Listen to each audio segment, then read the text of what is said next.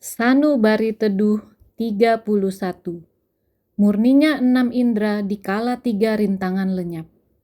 Saudara sedharma sekalian, sering dikatakan bahwa pelatihan diri berkenaan dengan pengendalian pikiran. Apakah kita sering bertanya pada diri sendiri, sudahkah pikiran ini dijaga dengan baik? Apakah pikiran ini sering kita bersihkan dan tata dengan baik agar noda batin tidak sering muncul? Inilah pelatihan batin. Jika tanpa disadari noda batin timbul, maka kekuatan karma pun akan ikut mengiringi. Jadi, jika ingin mengikis karma buruk, kita harus melenyapkan noda batin terlebih dahulu. Oleh sebab itu, para Buddha dan Bodhisattva mengajarkan metode terampil dan pertobatan agar 3 rintangan ini terkikis dan 6 indera, 10 kejahatan, serta 84.000 kekotoran dimurnikan. Kita telah membahas tentang 3 rintangan, yaitu kekotoran batin, karma, dan buah karma. Kekotoran batin sama dengan noda dan kegelapan batin. Ada banyak sekali kegelapan dalam batin kita. Dengan adanya kegelapan batin, maka setiap perbuatan akan menghasilkan karma. Kekuatan karma pasti mengundang buah karma. Hanya saja, karma yang kita ciptakan ada yang baik dan ada yang buruk. Karma yang buruk tentu merupakan penghalang bagi kehidupan kita di masa mendatang. Orang yang berbuat jahat pasti akan jatuh ke alam neraka. Tentu, perbuatan jahat akan menghalangi kita untuk terlahir kembali di alam manusia, ataupun di alam dewa. Inilah akibat perbuatan jahat, menghalangi kelahiran di alam manusia dan dewa. Karena itu, hindarilah perbuatan jahat. Sekali jatuh dari alam manusia, butuh puluhan ribu kalpa untuk kembali. Karma buruk yang menghalangi kita untuk terlahir di alam manusia atau dewa disebut kejahatan penghalang kelahiran di alam manusia dan dewa. Demikian pula dengan perbuatan bajik. Meski merupakan hal yang baik, perbuatan bajik juga bisa menjadi penghalang. Sebab setelah melakukannya, kesombongan dapat timbul. Bahkan ada orang yang berkemampuan lebih dalam segi harta, tenaga, dan potensi, menganggap bahwa perbuatan baik yang kecil terlalu rendah dan memalukan untuk dirinya, sehingga ia tidak mau melakukan kebajikan kecil dan hanya mau melakukan kebajikan besar. Ia berpikir bahwa perbuatan bajik yang besar akan mendatangkan reputasi dan keuntungan. Kalaupun seandainya perbuatan bajik itu tidak mendatangkan keuntungan, namun dapat menaikkan reputasi, ia tidak mengejar keuntungan, melainkan mengejar reputasi. Karena itu, ia tak mau melakukan kebajikan kecil dan hanya mau melakukan kebajikan besar. Setelah melakukannya, ia menjadi sombong. Ini adalah penghalang dalam pelatihan diri. Saat tak mampu melakukannya, timbul kerisauan. Ini juga menghalangi pelatihan diri. Kita harus berlatih agar dalam berbuat baik, kita tidak melekat pada objek pemberi, penerima, dan bentuk bantuan tersebut.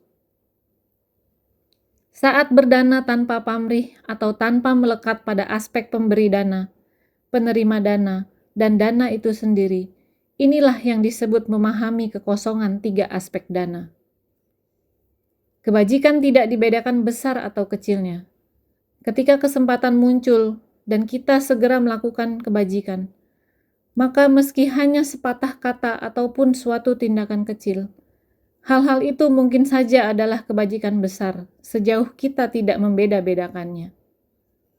Jika kita tidak membedakannya, maka tidak ada kebajikan besar ataupun kecil. Tetapi, jika kita membedakannya, maka timbullah penghalang dalam hati. Pikiran diskriminatif ini sesungguhnya merupakan penghalang terbesar dalam melatih diri sesuai ajaran Buddha. Karena itu, dikatakan bahwa kebajikan juga dapat menghalangi jalan pembebasan. Jika saat berbuat kebajikan kita terlalu melekat, perhitungan, dan bersikap diskriminatif, sehingga menghambat pelatihan diri sesuai ajaran Buddha, maka inilah yang disebut kebajikan yang menghalangi jalan pembebasan. Kita hendaknya dapat melatih diri hingga tidak memiliki kemelekatan dan diskriminasi, yakni tidak melekat sebagai yang berbuat bajik, hanya menganggap itu adalah yang seharusnya. Juga tidak menghitung jasa yang dibuat. Sesudah dilakukan, biarlah berlalu. Untuk apa diperhitungkan lagi? Jangan pula memandang rendah si penerima dengan berpikir kita telah banyak membantunya. Jika kita dapat memandang seperti ini, yakni tiada materi bantuan, tiada penerima, dan tiada aku sebagai pemberi, maka inilah yang dimaksud memahami kekosongan. Dengan begitu, kita akan selalu bersukacita. Setiap hari berpikiran terbuka, tiada beban dalam batin yang perlu dirisaukan. Dengan begitu, tiada lagi penghalang. Karena itu, kita perlu membahas bahwa sangatlah penting untuk tidak membiarkan noda batin semakin bertambah. Jika noda batin bertambah, berbagai masalah akan membuat kita semakin risau. Perselisihan dengan orang lain pun akan bertambah. Inilah yang disebut noda batin. Setiap tindakan dan perbuatan, juga ucapan, semuanya menciptakan karma. Semua ini bagaikan sebutir demi sebutir benih yang tertanam ke dalam lahan batin kita. Bila tiba saatnya, ia akan tumbuh dan berbuah. Dan inilah yang disebut buah karma. Maka dikatakan, 3 faktor ini dapat merintangi jalan mulia serta menghalangi kelahiran baik di alam manusia dan dewa. 3 faktor ini dapat merintangi jalan mulia serta menghalangi kelahiran baik di alam manusia dan dewa. Penghalang selanjutnya adalah kondisi tak tergoyahkan. Kondisi tak tergoyahkan adalah kondisi batin yang tak terpengaruh oleh hal baik ataupun buruk. Ini pun dapat menghambat jalan bodi. Jika berlatih dalam ajaran Buddha hingga tahap tak tergoyahkan, sehingga kehilangan welas asih terhadap semua makhluk, maka inilah yang disebut kondisi tak tergoyahkan menghalangi jalan bodi. Meskipun ada orang yang berhasil melatih diri hingga memiliki kekuatan meditasi yang tinggi, namun menganggap bahwa segala hal di dunia ini tidak lagi berhubungan dengan dirinya. Ketika ada orang tertimpa penderitaan, ia juga merasa itu tak ada hubungan dengannya. Dalam mempelajari ajaran Buddha, kita harus mengembangkan cinta kasih, welas asih, sukacita, dan keseimbangan batin. Kita harus meneladani semangat Buddha dan Bodhisattva.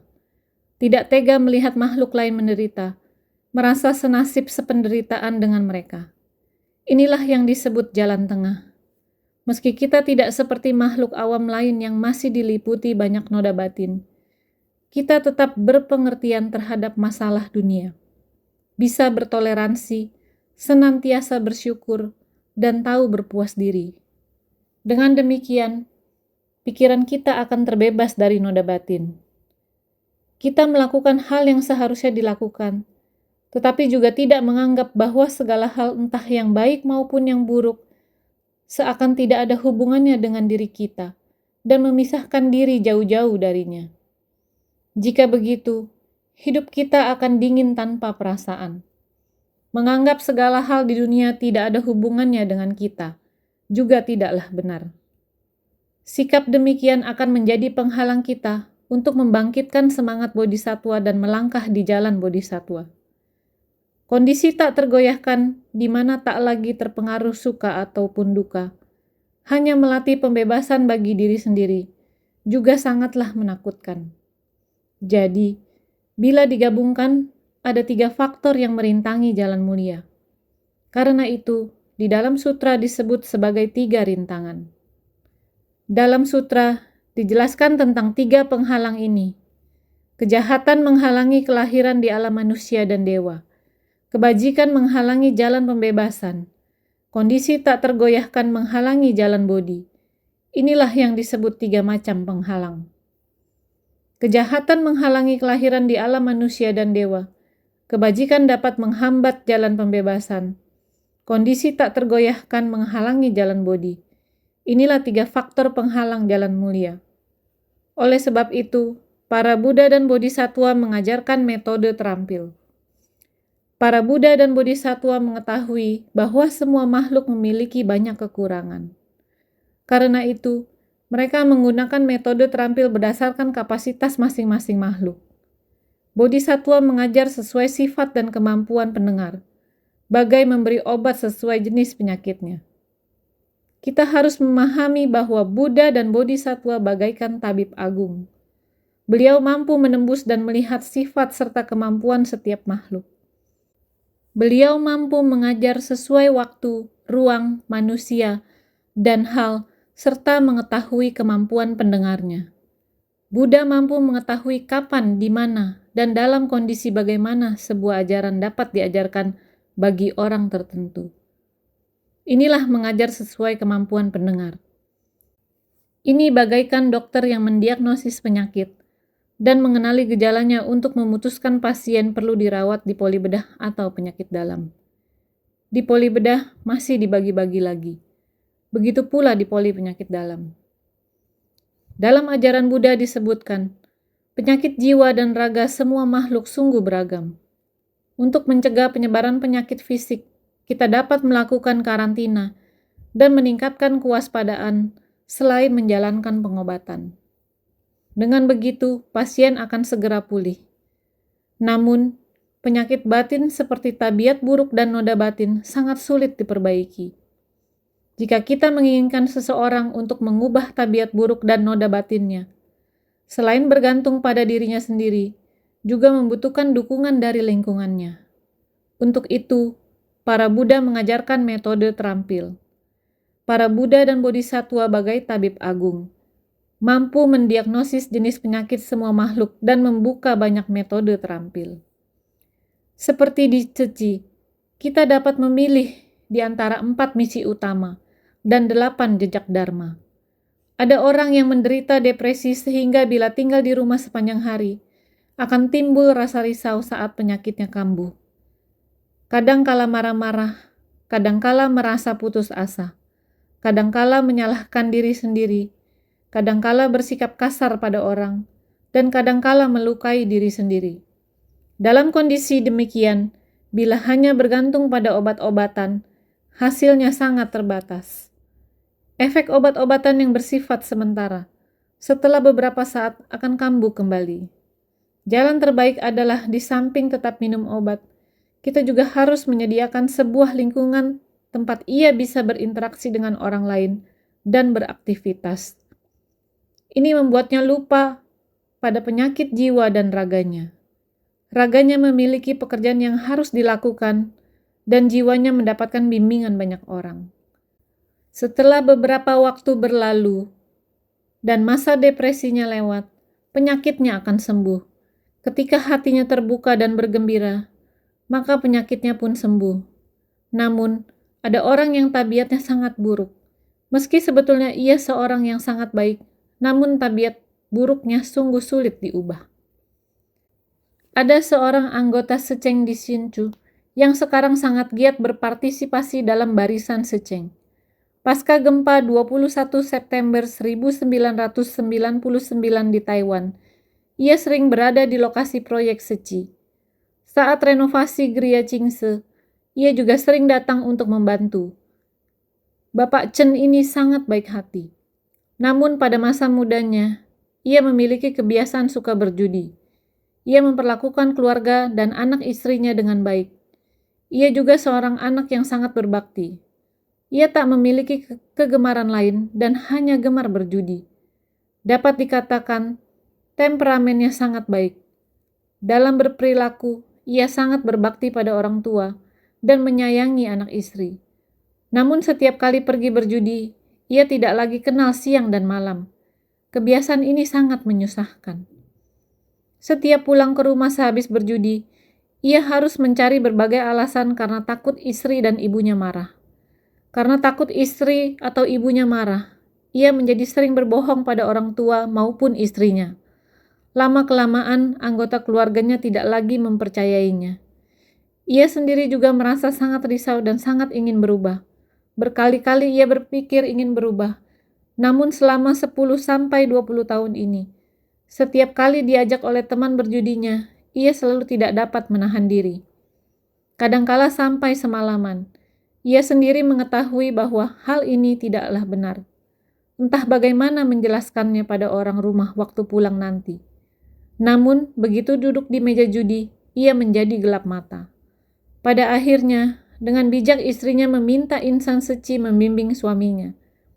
Saat itu kantor perwakilan Seci di Hsinchu sedang direnovasi. Ia begitu sibuk membantu di sana hingga lupa untuk berjudi lagi. Karena ada sekelompok orang yang selalu mengajaknya mengerjakan renovasi. Dengan kesibukannya itu, teman berjudinya semakin menjauh.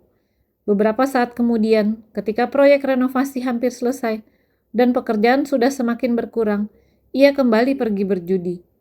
Ia sungguh tidak mampu melepaskan diri. Hal yang benar-benar mengubahnya adalah proyek besar pasca gempa 21 September 1999. Sebuah lingkungan besar dengan limpahan cinta kasih terus-menerus mengelilingi dirinya. Maka, sejak saat itu, ia benar-benar tidak berjudi lagi. Ia benar-benar merasa sangat berterima kasih karena Seci telah menolong jiwa kebijaksanaan dan kehidupannya. Suatu kali, ketika berada di lokasi proyek, saya bertanya padanya, "Kenapa wajahmu merah? Pergilah periksa ke dokter." Saya juga berpesan kepada ketua kelompoknya agar meminta orang untuk mengantarnya ke rumah sakit Seci Tallinn untuk diperiksa. Setelah diperiksa, ternyata ada tumor otak yang tumbuh di bagian terdalam otaknya dan sulit untuk diangkat. Beruntung sekali, kini bidang medis sudah sangat maju. Direktur Lin dari Rumah Sakit Seci Hualien pergi ke Tallinn untuk melakukan operasi bersama neurolog Rumah Sakit Seci Tallinn. Beruntung, walau kondisinya sempat kritis, ia berhasil diselamatkan. Keesokan harinya di ruang perawatan intensif, ketika bertemu orang lain, ia sudah bertanya apakah boleh makan bubur. Kepulihannya sungguh cepat. Belakangan ia berkata pada saya, "Master, nyawa saya diselamatkan oleh rumah sakit Seci ini." Ia sungguh merasa takut saat akan dioperasi. Ia berkata, yang membuatnya lebih tenang adalah Dr. Lin Sinrong, yang ketika datang memeriksanya sebelum melakukan operasi berkata, "Oh, Anda adalah seorang relawan Seci. Kita adalah saudara sedharma. Anda tak perlu khawatir. Anda adalah kakak saya, dan saya adalah adik Anda. Saya akan merawat Anda dengan baik." Pada saat itu juga, ia merasa mendapatkan keyakinan diri. Lihat, seorang dokter bahkan dapat menganggap saya sebagai saudaranya sendiri. Tempat ini benar-benar seperti rumah sendiri. Saya seharusnya merasa tenang. Maka, hatinya menjadi tentram. Setelah dibius dalam operasi sampai kemudian sadar kembali, hal pertama yang dirasakannya adalah lapar. Selanjutnya, hari kedua ia sudah dipindah ke ruang rawat biasa. Sekarang ia masih selalu giat berpartisipasi. Dimanapun ada proyek pembangunan, ia akan ke sana untuk memikul tanggung jawab. Dalam 4 misi utama Seci, baik kesehatan, pendidikan, atau budaya humanis, saat dibutuhkan relawan, ia pun akan hadir. Ia juga membimbing relawan di komunitas, baik barisan seceng maupun relawan daur ulang. Ia juga memikul tanggung jawab dalam misi bantuan internasional. Negara mana yang membutuhkannya, ia akan pergi ke sana. Lihatlah, ia sebelumnya adalah orang yang kecanduan berjudi dan tak dapat melepaskan diri dari meja judi. Inilah metode terampil Seci. Lingkungan keluarga besar Seci adalah sebuah pintu metode terampil. Asalkan Anda mau datang dan melangkah masuk ke dalam pintu itu, maka akan menerima ajaran yang sesuai. Di masa sekarang ini, agar ajaran Buddha dapat menjadi aliran jernih yang dapat meresap ke dalam batin manusia, kita harus menggunakan metode terampil. Dalam syair pertobatan air samadhi dikatakan, para Buddha dan Bodhisattva mengajarkan metode terampil dan pertobatan agar 3 rintangan ini terkikis dan 6 indera, 10 kejahatan, serta 84.000 kekotoran dimurnikan. Para Buddha dan Bodhisattva bagaikan dokter, sedangkan berbagai metode terampil bagaikan resep obat yang dibuat dokter. Asalkan dokter sudah menuliskan resep dan obat ditebus sesuai takaran dalam resep, Maka setelah meminum obat ini, segala masalah kita, segala penyakit kita akan sembuh. Ketika melantunkan syair pertobatan, kita bagaikan sedang mencari resep obat. Setelah memberi penghormatan pada Buddha, batin kita menjadi tenang dan damai, sehingga dapat memperbaiki diri. Dari begitu banyak metode, kita dapat mencari salah satu yang cocok dan mampu membuat kita mengubah tabiat buruk. Kita harus minum obat sesuai resep ini. Dengan begitu, dengan sendirinya penyakit akan sembuh. Jika penyakit telah hilang, ini bagaikan semua rintangan karma telah terkikis. Saudara sekalian, ada 84.000 jenis noda batin. Lebih dari itu, kegelapan batin kita bagaikan butiran debu. Butiran debu ini menutupi batin hingga terjadi kegelapan batin. Karena itu, kita harus sungguh-sungguh menangani noda batin yang banyak ini dengan beragam metode yang ada. Metode yang beragam ini disebut metode terampil. Ketika Buddha membabarkan Sutra Bunga Teratai, beliau juga mengatakan bahwa ajaran beliau selama 42 tahun pertama semuanya adalah metode terampil. Sampai pada pembabaran Sutra Bunga Teratai, barulah kebenaran tertinggi dibabarkan. Jadi yang dibabarkan Buddha di 42 tahun pertama, semua merupakan metode terampil. Jika hendak membabarkan kebenaran tertinggi yang langsung membawa pada kebudahan, sungguh tidaklah mudah. Ingin melangkah di jalan yang lapang dan lurus ini pun bukanlah hal yang mudah. Seperti mengatur tanaman rotan yang merambat, harus diarahkan dan dibimbing perlahan-lahan dengan segala cara yang disesuaikan dengan zaman dan kondisi lingkungan. Semua ini merupakan dharma. Karena itu, saya mengatakan pada kalian bahwa dalam kehidupan sehari-hari, semua hal tercakup dalam ajaran Buddha. Harap semua orang lebih bersungguh hati. Meski hanya sebatang rumput atau pohon, semua sedang membabarkan dharma bagi kita.